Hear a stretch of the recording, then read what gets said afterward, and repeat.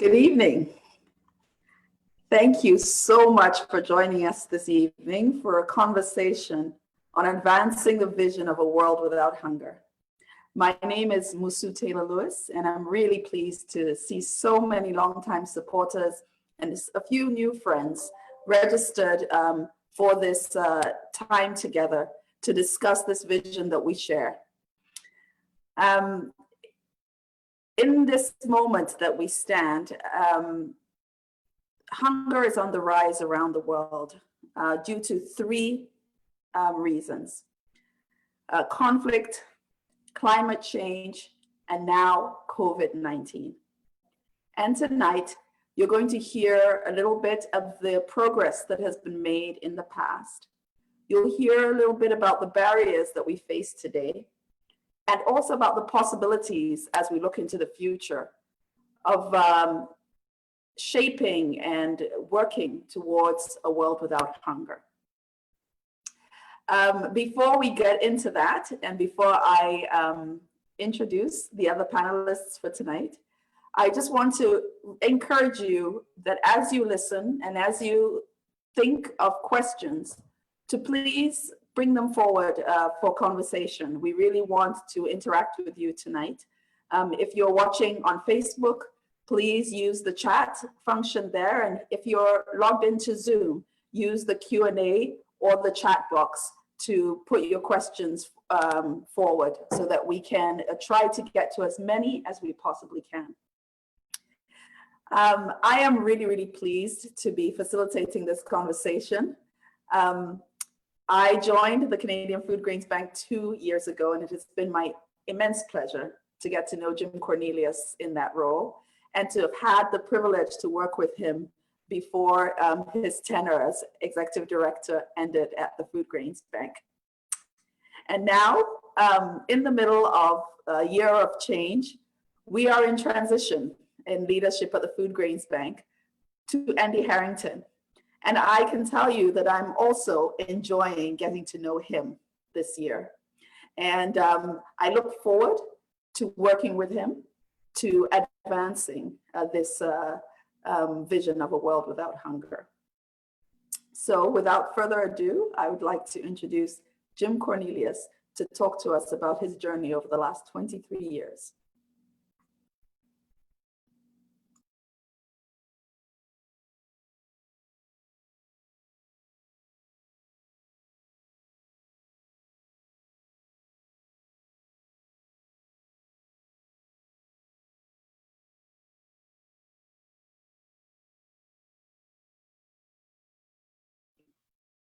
You're muted there, Jim. You might want to just check your mute button.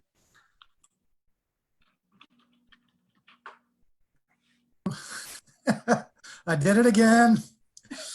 I was too busy getting my notes ready here. And so sorry about that, folks, but it's just to say it's been a real honor to have served in this role for the past 23 plus years. And as we began to work away at this leadership transition, we've been thinking and using the image of a relay race where we are passing the baton on to a new leader here, but there's many other people that we've been working with over the years. And so we've been using this analogy of a relay race. And I want to draw on that analogy by first recognizing those before me who started and built the Foodgrains Bank. And I want to begin in the year 1974. 1974 was the year I entered university as a long-haired, scruffy-looking character. A major famine had broken out in northern Ethiopia the year before. An even larger famine in Bangladesh was raging. There were growing concerns about a rising population and worries that the world would not be able to feed itself. And in the wake of these famines and these growing concerns, a World Food Conference was convened in Rome to chart a path to ensure this dystopian future didn't happen. I remember following all those events with considerable concern and interest at the time. 1974 was also the year the Mennonite Central Committee adopted the Hillsborough Resolution at at its annual meeting, calling on the Mennonite community to do all it could to address the escalating food crisis. 1974 was also the year that grain prices skyrocketed as fears of world food and energy shortages replaced years of surplus supplies and low prices. Suddenly, donor countries did not have surplus grain to ship to countries in need. It was in this context that John Wheeler, a Mennonite Central Committee staff person in Winnipeg, called together some influential people in the Mennonite community who began to imagine and develop a proposal for a food aid banking system to which Canadian farmers could donate some of their harvest.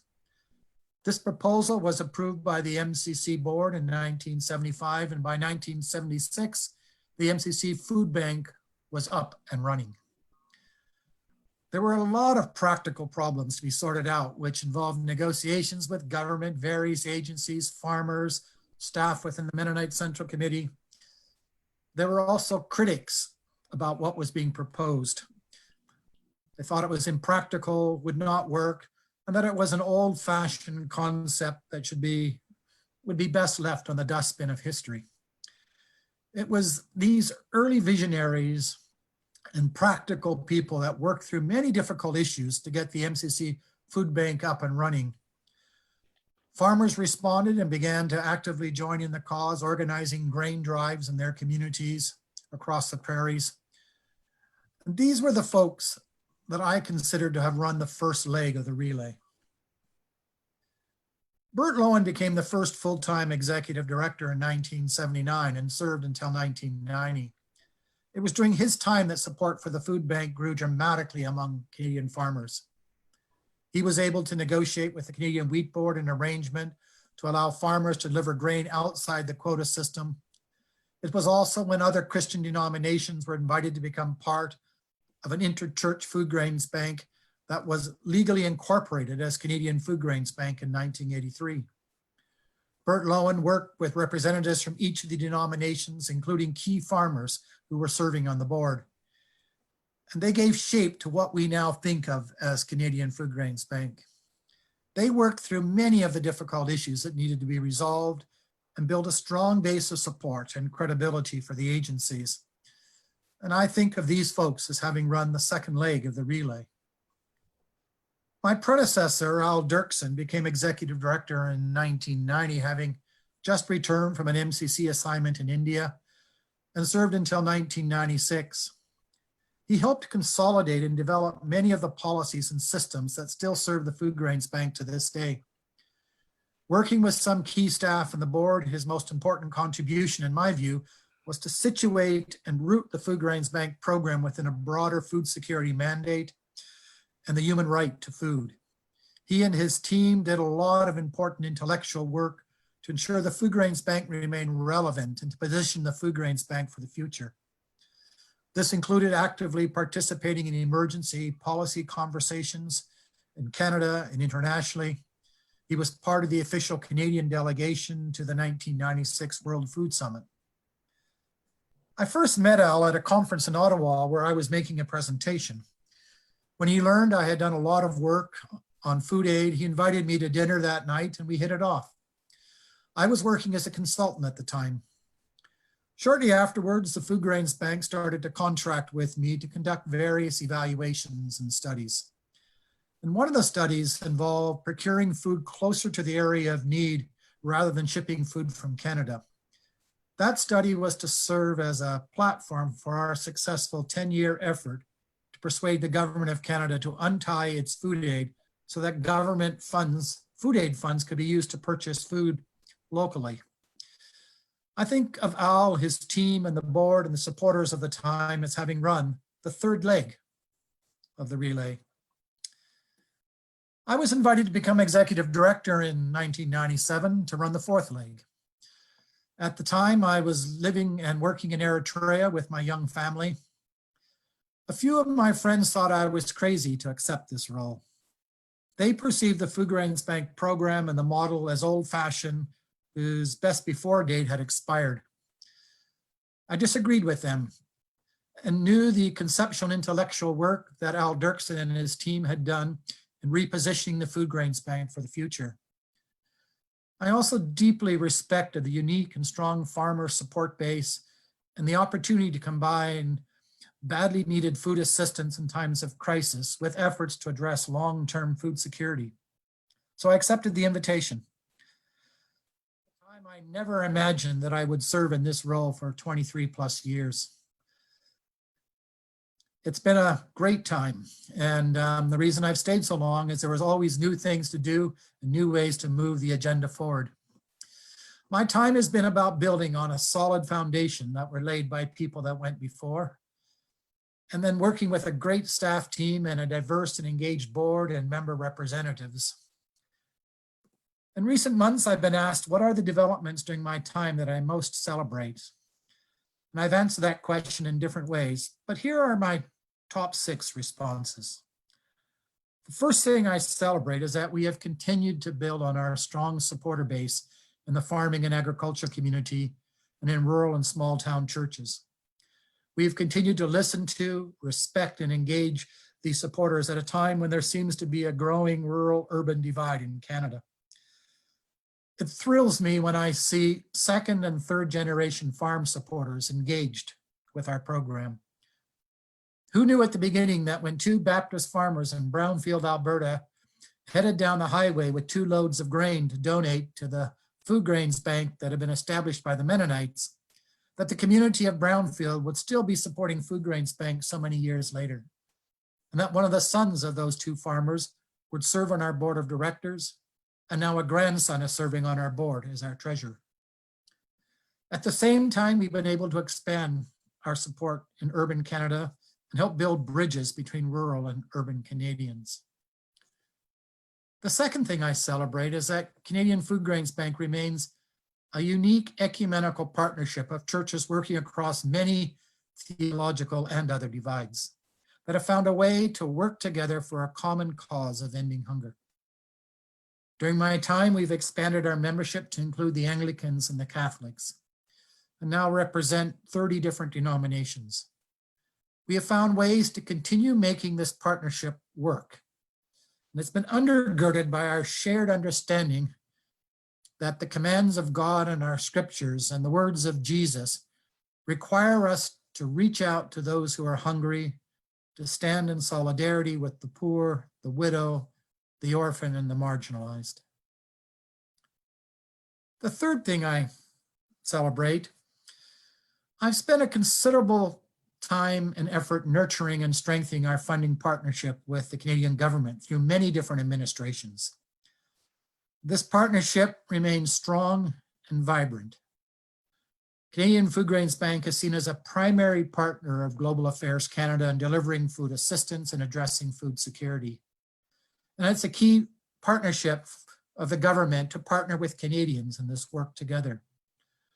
I'm hopeful that this partnership will continue well into the future. Fourth area to celebrate, we've established robust programs to engage and educate Canadians on issues of world hunger and influence policies and decision makers in Canada at the international level and in countries in which we work. We and our supporters played a critical role in improving Canada's aid program, including the untying of Canadian food aid and working to make food security and agriculture key components of what Canada's aid program is supporting. We've also played an important role in working with the Ethiopian government to adopt and help implement policies promoting the adoption of conservation agriculture, a soil and moisture conserving technology well suited for many smallholder farmers struggling to feed their families. The fifth area, and one that is just as important as at the beginning, is we continue to provide urgently needed food assistance during times of food crisis caused by conflict, drought, flooding, or economic disruptions and slowdowns such as is happening now with the COVID-19 pandemic. Working through our member churches and their capable partners around the world, we have been able to respond to large-scale crises that are in the news, to the forgotten crises that never make the news, and to smaller localized crises. This work remains as vital as ever. Presently, we're responding to food crisis in Syria and Lebanon, Yemen, South Sudan, DR Congo, Zimbabwe, and many other places. And finally, the sixth area that I celebrate is we have significantly expanded our programming to address the causes of hunger and support the efforts of households and communities to develop more resilient livelihoods. We're also better addressing issues of malnutrition. Particularly notable in recent years has been our work promoting the adoption of conservation agriculture. So, as I've turned over the baton to Andy for the next stage in the relay, how are we doing in the race? Are we winning? Are we losing? Is the fight against hunger being won or lost? If I go back to 1974, when many were worried that hunger was going to increase dramatically, others at the time said that future was not inevitable if we acted, and action was taken. Farmers continued to innovate. Researchers developed improved seeds and agriculture technologies. Infrastructure was improved to connect farmers to markets. Economies were developed that provided more jobs for people. Better food crisis monitoring and response systems were developed to prevent famines. And governments expanded their social protection programs to support the poor and most vulnerable. For more than 3 decades, food production continued to increase. The proportion of the world's population experiencing hunger dramatically declined, and the actual number of hungry people declined despite a rapidly increasing world population. However, in the last few years, that progress has been halted, and there are renewed worries that we could be seeing increasing hunger. The economic disruption resulting from COVID-19 is causing hunger to rise again. Whether this is just a temporary problem or an accelerator of much deeper trends is being debated. What I know is this: further progress in reducing hunger or a reversal of this progress are not inevitable either way. It depends on what is done by many different sectors of societies, including groups like Canadian Foodgrains Bank, our supporters, our member churches, and their partners around the world. So the race we're running is not over. It's not a short 4x100 meter sprint with me running the final leg, nor even a longer 4x400 meter race. Andy, you are now taking up the 5th leg of the race, and there is much work still to be done. What I am confident about is that the best before date for the Canadian Foodgrains Bank is not yet passed. The Foodgrains Bank is still well positioned to continue making an important contribution to the work of ending hunger. So let me leave you, Andy, and others with an injunction from the Apostle Paul at the end of his letter to the church in Galatia. This was his injunction: let us not become weary in doing good, for at the proper time we will reap a harvest if we do not give up. So then, whenever we have opportunity, let us work for the good of all. Let me read that again with a slightly different emphasis on one word. Let us not become weary in doing good, for if at the proper time we will reap a harvest if we do not give up. So then, whenever we have opportunity, let us work for the good of all. So over to you, Andy, for the next leg. Jim, thank you so much. And we will not give up. And we won't give up because we are building on an incredible legacy that you've just described. And now we put you in that legacy as well as walking alongside me, Jim. For those of you who don't know me, my name is Andy Harrington. I have the great privilege of becoming the new Executive Director of Canadian Foodgrains Bank. And I'm so honored to be following this good man and having the privilege to lead this organization that, as you've just heard, has such a rich history. The work of Foodgrains Bank is revered amongst all who work in development in this country. And I've watched with admiration for many years, actually, from outside, as Jim has guided this organization to the heights that it's built, the key relationships that he's built, the things he's been able to achieve and this team have been able to achieve and our members have been able to achieve has been very inspirational for me. So Jim, we owe you a great debt. And not just us, but the millions of people whose lives you've touched that you've never met. but you will one day.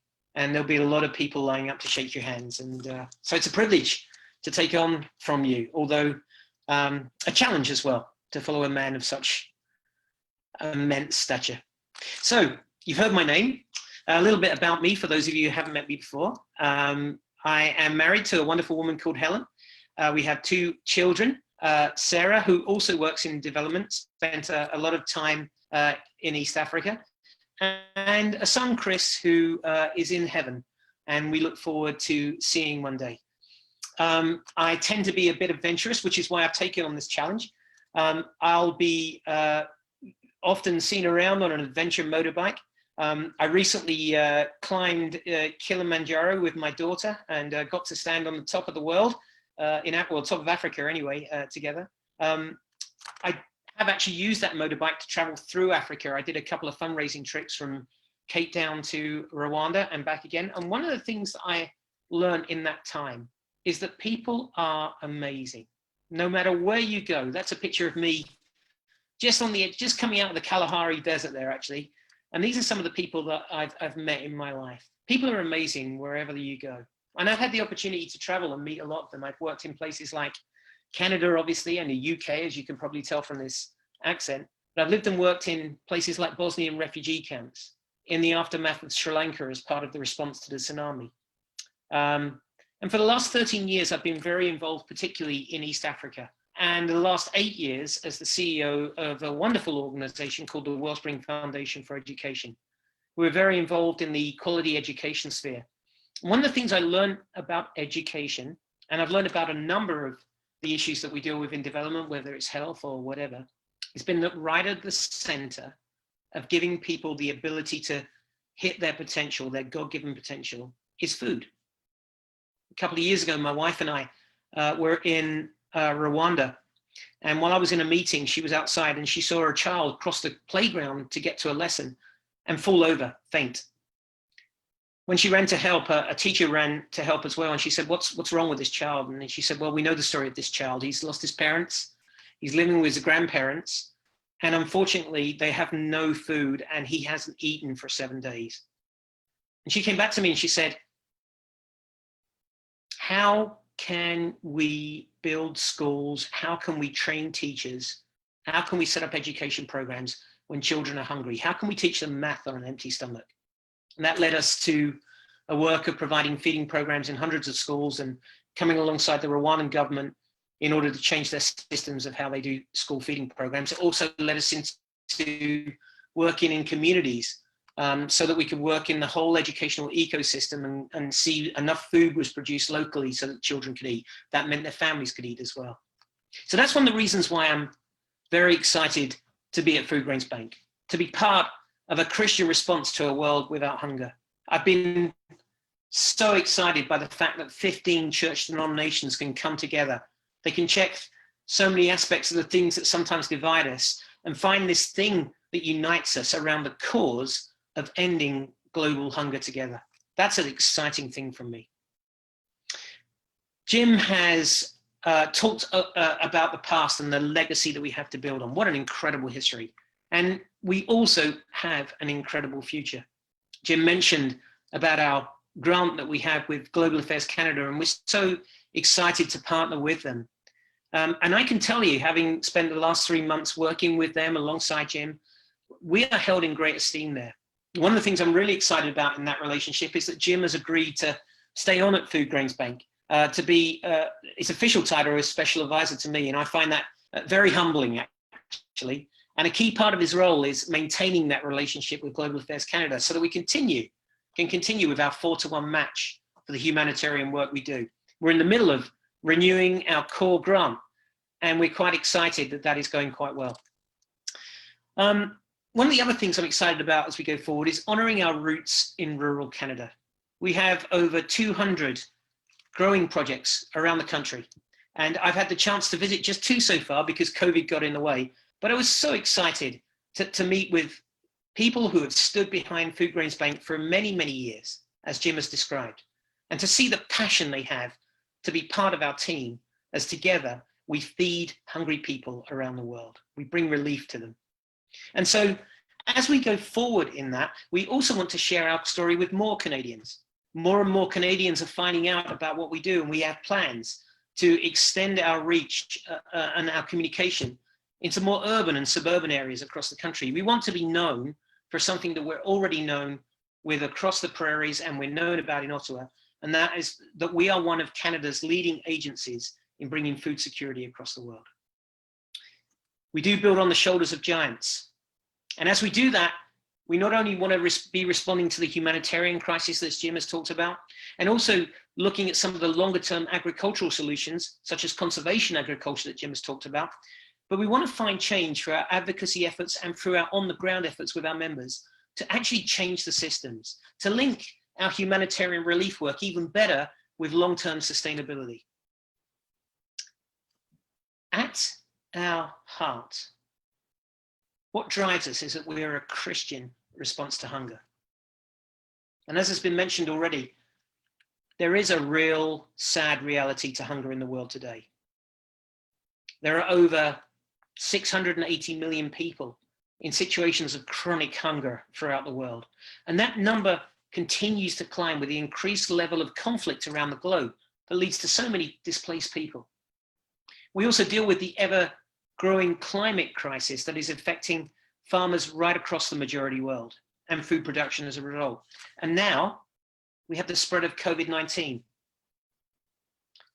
It's not so much COVID-19 as a disease, as a virus, that has affected hunger. It's the breakdown of all the food supply systems and supply chains that's happened as a result. We saw in our own world the shortages in supermarkets, but the reality is they were very minor shortages compared to what we saw over the last few months in the majority world. I was actually in Rwanda and Uganda at the start of March, just as the crisis was really beginning to be felt across the world. And I was one of the last people out because they locked down Rwanda completely. Within days, literally millions of people in that very small country moved into situations of chronic food instability. And the reason was that they couldn't leave their houses. They didn't have the resources stocked up in their houses that we would have here in Canada. And so they found themselves without food to put on the table. And my old organization actually moved very quickly into supplying food for thousands of people in the area that we were in, right on the border of Rwanda and the Congo, because there was nothing to eat. So as a result of that, the World Food Programme has projected that as well as those 680 million people, up to another 200 million people could move into food insecurity in the next year, into chronic hunger. That's a horrendous total. And hunger has numerous impacts upon us physically. It also has impacts upon us mentally. In fact, in the year 2000, the World Bank published a research paper called The Voices of the Poor. It's one of the largest research projects done amongst people in poverty throughout the majority world. They collected the voices of over 60,000 poor women and men from 60 countries. It was kind of an unprecedented effort to understand what hunger and poverty looks like from the perspective of those in that situation, rather than from our perspective, looking from a place of have. It chronicles the struggles and the aspirations of poor people to try and find a life of dignity. There's a quote from a book called When Helping Hurts, a book I highly recommend anyone that's interested in international development from a Christian perspective to read. It says this, and this is what came from that research paper. If you ask people who live in low-income countries, they by and large describe their condition in psychological and social terms.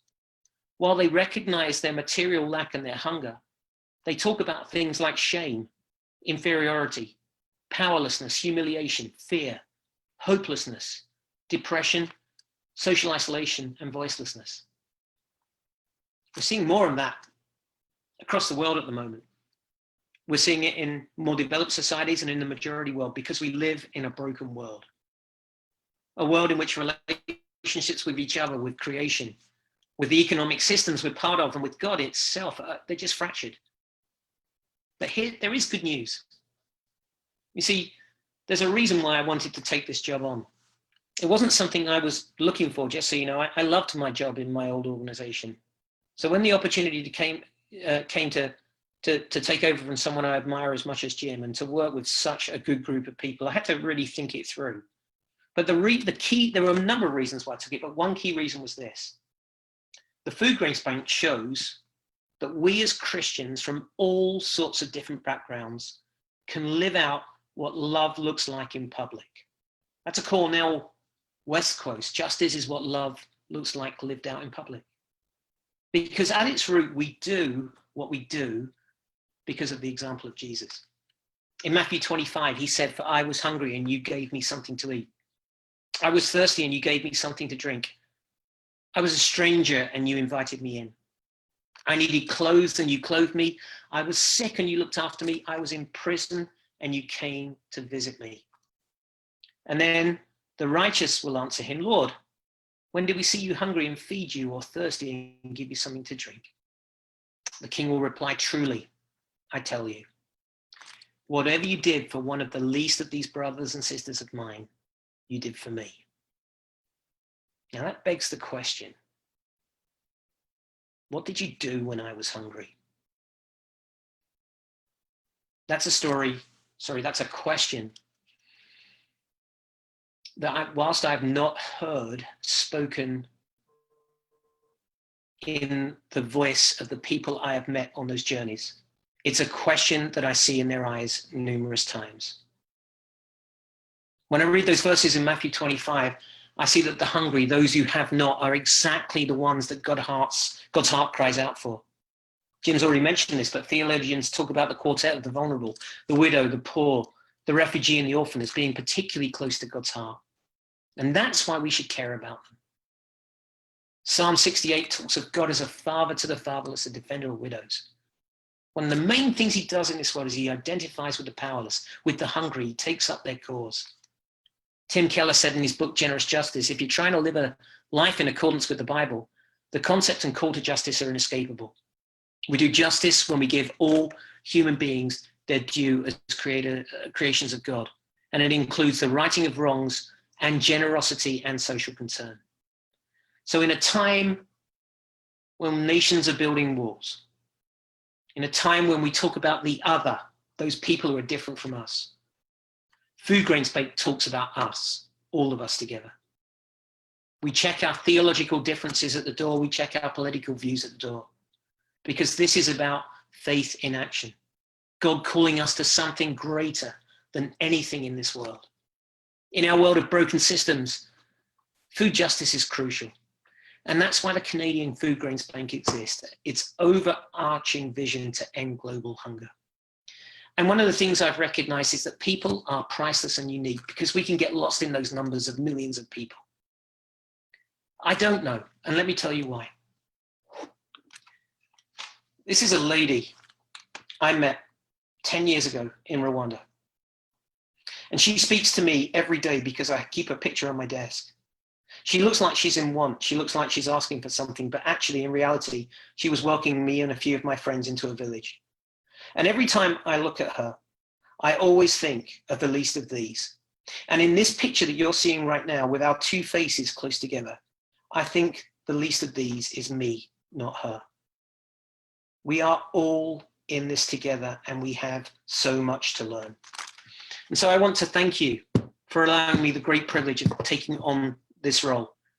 I'm so glad I get to walk with Jim in it. And I'm so glad that I get to walk alongside many of you. I wish I was doing this in person with you, but COVID keeps us here. In the meantime, I look forward to learning alongside you, to walking alongside you together in our great mission to end global hunger. Thank you so much, Jim, and thank you, Andy, for that picture of what has been and what you seek going forward.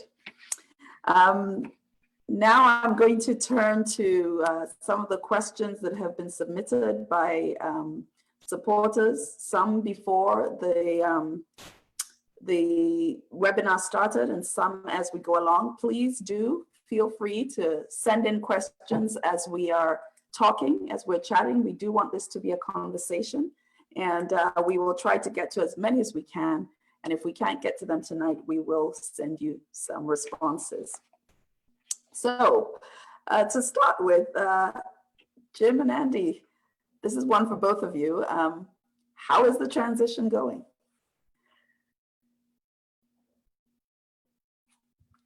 Do you want to start, Andy? Okay, I'll start. Yeah. Well, Musa, you could probably answer it as well as I could because you're kind of watching it and you're part of it. But from my perspective, I think it's going really well.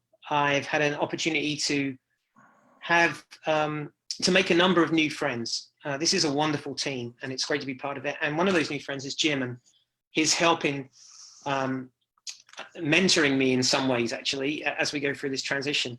It's wonderful. I've been a leader for a long time. I've been in leadership for 32 years, but Canadian Foodgrains Bank is a very complicated organization.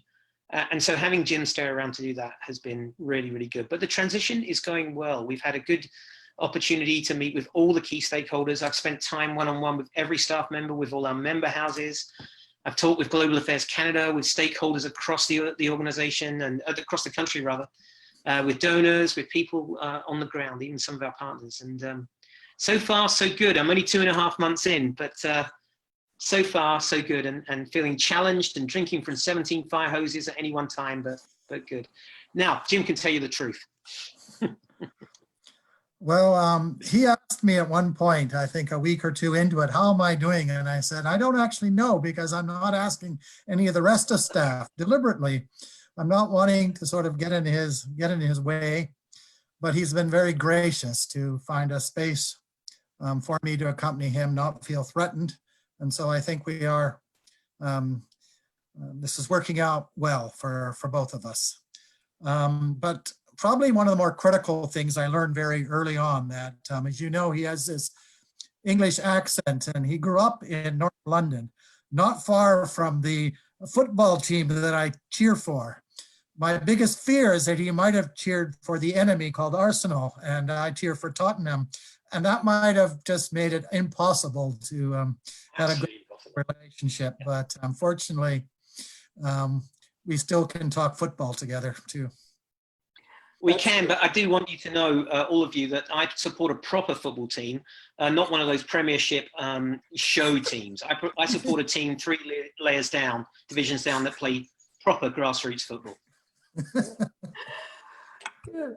Well, that's great. Great to see the camaraderie already starting to develop between the two of you. And that just reminds me, and also Ryan Cardwell of the University of Manitoba has reminded me of the many expressions of gratitude that we received for Jim's tenure. He points especially to the policy change, the untying of food aid from Canadian commodities. And also we've had a number of supporters send well wishes for Andy during this time. So I just wanted to say that before I moved on to a sort of a hybrid question that has come in many shapes and forms that talks about this particular moment that we're in. We've heard about the past, we've heard about the vision, about the future. But as we all know, we're living through this pandemic of COVID-19 that took us all a little bit by surprise in 2020. And so I'm going to split the question between Andy and Jim. And my question for Andy is, what is the Canadian Foodgrains Bank doing in light of COVID-19 to address the increase in hunger? Thanks, Miss. It's a great question, and one that's very front and center for us at the moment, because obviously we're facing our own challenges in a time when everybody's working from home, our teams are working from home, our members are working from home. The shutdowns that are happening here are happening in the majority world as well. And we also were very concerned that we wouldn't have the funding to do what we wanted to do. But in reality, what's happened is our team are working harder than ever. In many ways, we're an essential service now. The Canadian government came to us quite early, actually before I started, this is under Jim's tenure, and said straight away, we have an emergency amount of money we would like to supply you, 2.3 million.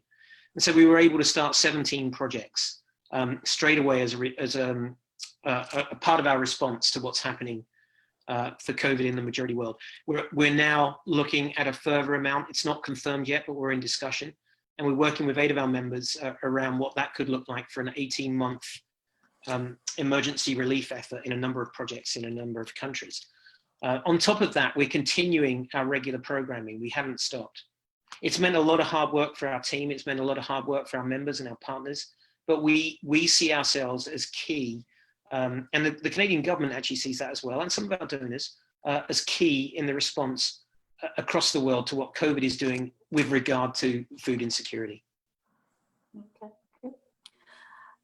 Jim, what do you see as the impact of COVID on this vision of a world without hunger going forward from here? I mean, we've heard what Foodgrains Bank is doing currently and how we're responding to what's going on now, but how do you see COVID-19 impacting world hunger in the years to come? Well, I think the big fear, I think there are two concerns. One, that this results in a big setback in the progress that has been made in reducing hunger.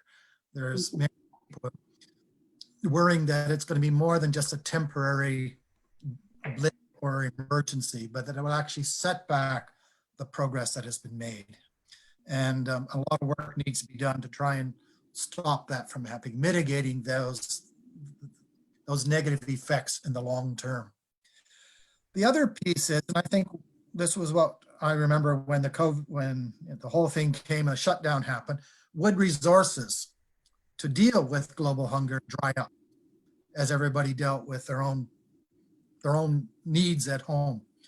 We even were worrying about that. As you will well know, Musu, we had lots of discussions at the time around our budgets and that, what could we do? And this was just at a time in the spring where growing projects going to proceed. Were they going to put a crop in the ground or not? And it would not have, would have been very understandable if communities had said, we've got a lot of issues at home on the farm.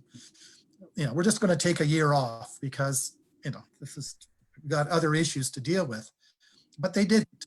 Supporters, virtually all the growing projects put a crop in the ground. And the support and donors continue to support us generously. And so then we're also saying, well, what about government and government donors as well? And as governments are having to spend huge amounts of money to deal with, rightly, to deal with the issues at home. So we have been encouraging the Canadian government and are encouraged that they are not forgetting their international, what they need to be doing internationally. We've had lots of supporters out talking to members of parliament, meeting with members, urging them to say, in addition to what you're doing at home, let's be part of this bigger effort. Because if things really turn in a negative way around the world, not only does it harmful for those folks directly involved, but it also affects the whole globe in really negative ways. And we just can't be allowing that to happen. We need to be ensuring that these underpinnings are there so the world can recover in a much better way. So those are the two pieces that I'm thinking about. Encouraged by our supporters, what they're doing, but also encouraged that the Canadian government seems to be keeping its eye on its obligations around the world. Yeah, that's great. So a question came in on the chat about whether or not we work with partners overseas. And so I'm going to pass that along to Andy. How do we focus our aid? How do we determine our priorities? Sure, thank you, Lucy. So yes, we do. As many of you will know, we're an association of 15 members that are based around church denominations and organizations in this country. Now, each one of those members works with partners on the ground. Sometimes they have their own staff on the ground, but they work with partners as well. I was just in a conversation today with one of our members talking about 3 of their partners that are on the ground in Zimbabwe, in Kenya, and in North Korea. So yes, we do. In terms of how we focus our work, we tend to work in a number of different ways, but they really can focus in on to 2 or 3 specific areas. One is short-term relief in terms of sudden onset crisis, maybe a cyclone, maybe the explosion in Beirut, which we're involved in at the moment, perhaps an earthquake or a conflict. So you'll find us in a lot of places where there is crises happening. At the moment, we're very active in places like Yemen and Sudan. So we tend to focus in there, and we work through our members and for our partners on the ground to really focus in on how we can have the best impact there.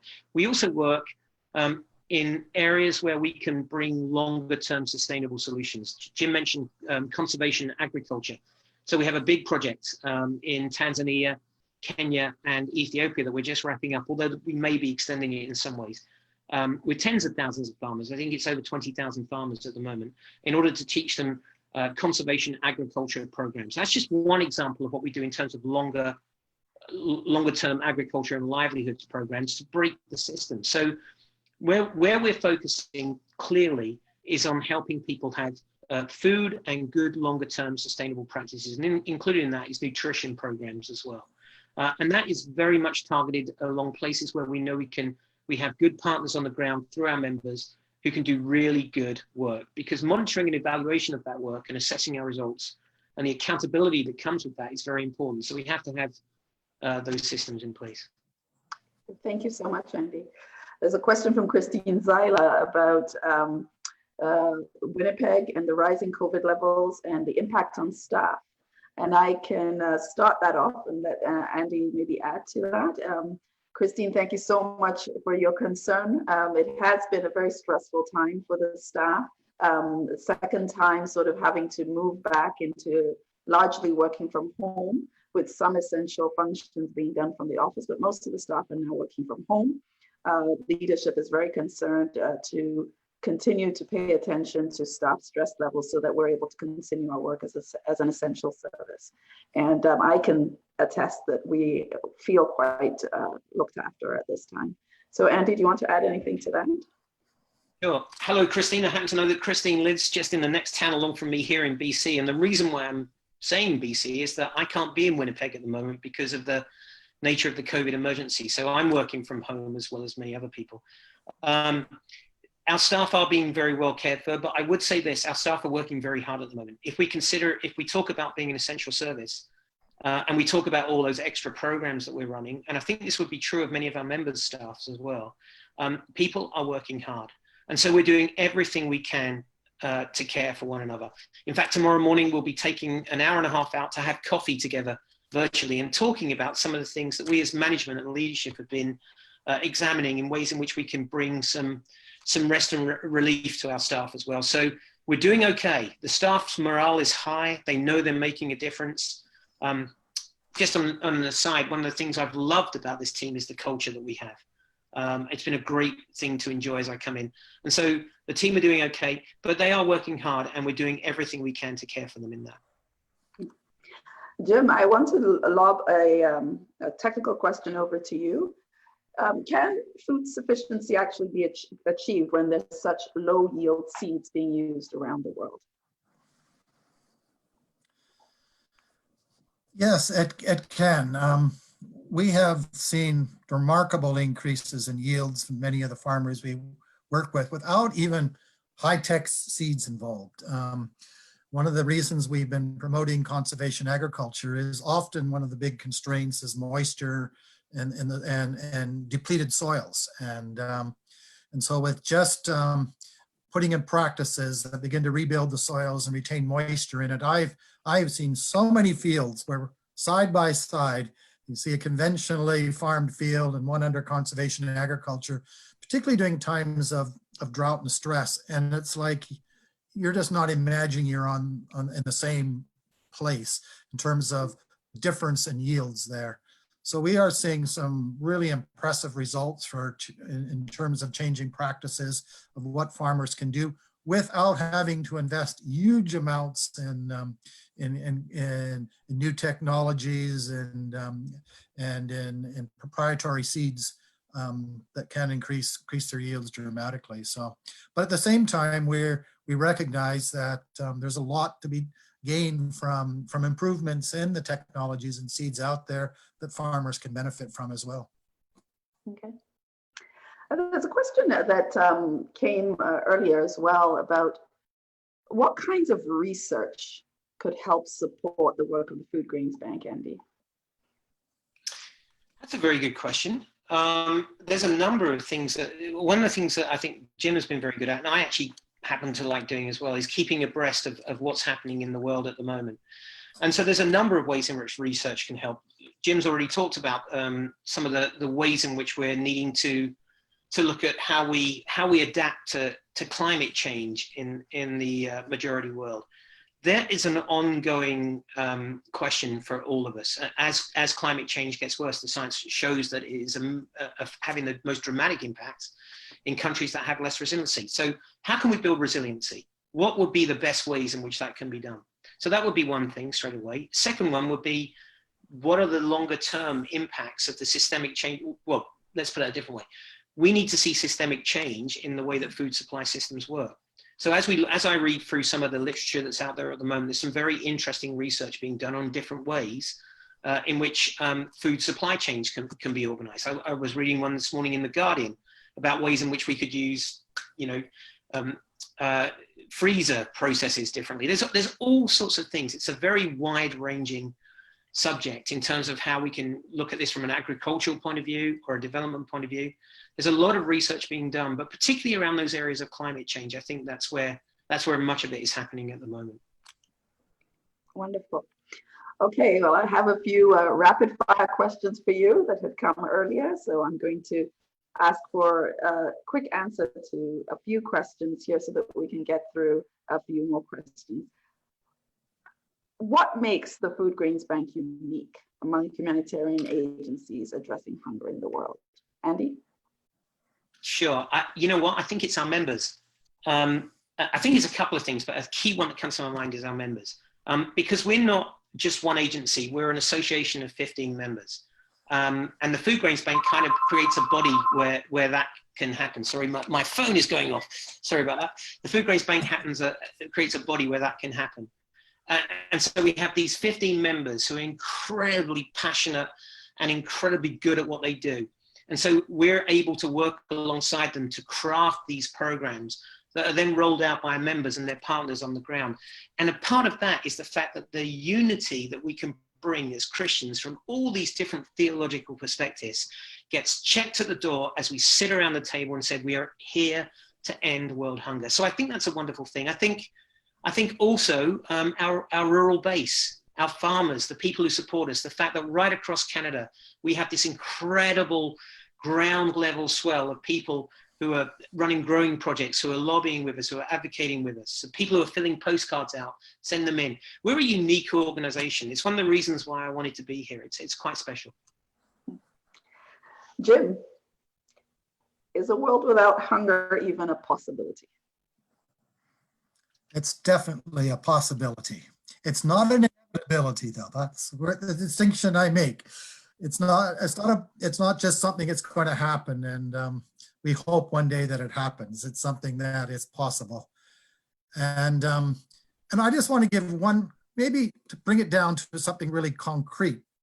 I visited a village called Bila in eastern Ethiopia, which is at one of the places that was the center of the Great Famine in 1983-84. A lot of people died in that area, in that community. After that, after the famine, when people were still facing a lot of hunger, the Foodgrains Bank supported work there to develop a water diversion irrigation scheme that brought water into that community on a regular, sustained basis. When I visited that a few years ago, I thought I was driving into an oasis in the middle of a desert. It was green, fruit trees everywhere. And I talked to some of the old men who had been young men at the time of the famine. And they said, we have not depended on food relief in this community for the last 20 years because of this scheme. Now that's just one village, but that was a village that was in famine conditions and now is not. If it can happen there, it can happen everywhere. That's right. That's very, very encouraging to hear. Andy, what would you say to our supporters, to our new friends, to somebody who might be hearing from us from the first time today? What is the best way to support the Foodgrains Bank, the work of the Foodgrains Bank, to be part of what's happening with us? So one of the things I love about the Foodgrains Bank is it can involve everyone. So it's not just the people on the ground or the people who can come on learning trips with us. We talk about having 4 ways in which you can engage with us: to pray, to learn, to advocate, and to give. Everybody can pray, and I think all of us recognize that there is power in that. And so as we pray for not just the bank, but for our members and for the people on the ground that are receiving the help that we give, I think that's a wonderful thing. Find a picture, put it on your desk and pray. You can learn. There are numerous websites that you can learn. You can go on the Canadian Foodgrains Bank website, but there are so many options to learn about hunger in the majority world that are available to us now. You can advocate. You can talk to your local MPs. You can talk to your MLAs. You can talk to people in power and positions of responsibility. You can talk amongst your families and to your friends. And we have resources that can help you do that. And of course, you can give. It's wonderful that we have the match funding from the Canadian government, 4-to-1 for humanitarian efforts, but we need to raise more money so that we can do more work. And there are ways to give at Canadian Foodgrains Bank to our members. You can give to our members through this, or to our general fund where that can be used where it's most needed. So there are lots of ways you can engage, and we highly encourage you to do that. Like our Facebook page. I'm going to do all that good social media stuff. Like us on Instagram and Facebook, and tweet us out, hashtag us, end hunger. Jim, what was the most significant international event related to hunger in the last 23 years? Wow, that's a big one. Let me just Jim, pick I'm one. glad you got that one. I'm not going to say the most, because I never like the words like most or greatest or whatever. Let me just take What was one significant event? one significant one. When I joined, it really was just starting to become apparent that famine conditions were breaking out in North Korea. And no one quite knew how to deal with North Korea. We didn't have traditional partners on the ground. The government, in fact, said you can't use our money because North Korea is on the list that can't receive aid. But the churches said, if there's anything in our scriptures, it says if someone is hungry, you feed them. It doesn't matter whether they're a friend or an enemy. You still reach out to them. And so the churches said, we are going to find a way to respond to the crisis in North Korea. And we did find a ways. And then we persuaded the government to say, actually, you need to come alongside us and support the work there. And we had a significant contribution into that country during terrible famine years. And when you went in and in some of the orphanages and saw the situations there, the aid was desperately needed by people. So that would be just one of the big things that I take away and remember. Wonderful. And Andy, final question for you. Where do you see a Foodgrains Bank in 10 years? Great question. And I've been thinking a lot about that. I'm still only 2.5 months into my tenure, so anything I say cannot be used in evidence and held against me. But what we talk about 866,000 people that we reach with our programs and for our members' programs last year. That's an amazing amount. Why not hundreds of thousands more? Why not millions more? If we're going to talk about our Christian response to hunger in a world without hunger, why not more? So I'd like to see those figures much higher.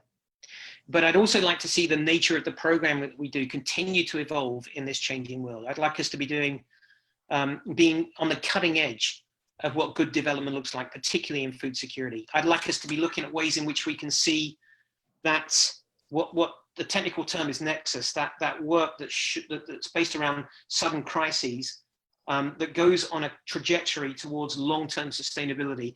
I'd like us to find ways to bring that together more, to make it one line. You can't do it everywhere. You can't look at long-term sustainability in the middle of a war zone. But there are places where we can. I'd like us to be doing that. I'd like us to be as well known across Canada as some of the largest development institutions in the world, because we should be. We're one of the global leaders. I should say that. We're one of the Canadian leaders in terms of food security, and we are well respected, well outside the boundaries of Canada as well. I'd like people across our cities, as well as across the prairies, to know that and to be engaged with us alongside this cause of ending global hunger. And finally, I'd like our unity as Christians to be even stronger. I'd like us to be known in this country as Christians who are living out what they say in a world where the word Christian isn't always well accepted by people. I'd like people to look at the Canadian Foodgrains Bank and say, that's how you do it. That's what being a Christian looks like. That's just a few thoughts. We'll see what emerges.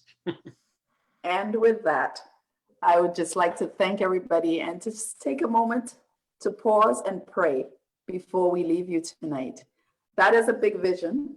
God has brought us a long way since the inception that Jim described, and all the legs of the races that the the Foodgrains Bank has been brought through. And so let us pray together now. A prayer at the table. O God of grace and mercy, we are a nation of all-you-can-eat buffets and fast foods. We have forgotten what it is to eat what we need to be healthy and to know when we have had enough. Remind us of the morning manna in the desert, of simply gathering what is needed each day and gratefully trusting in your provision for the next. Disturb us at the thought of haves and have-nots. Help us to realize that a true feast is not defined by the quantity of food, but by the certainty that everyone, even our enemy, has a welcome place at the table. Amen. Thank you all so much for joining us, and God bless you.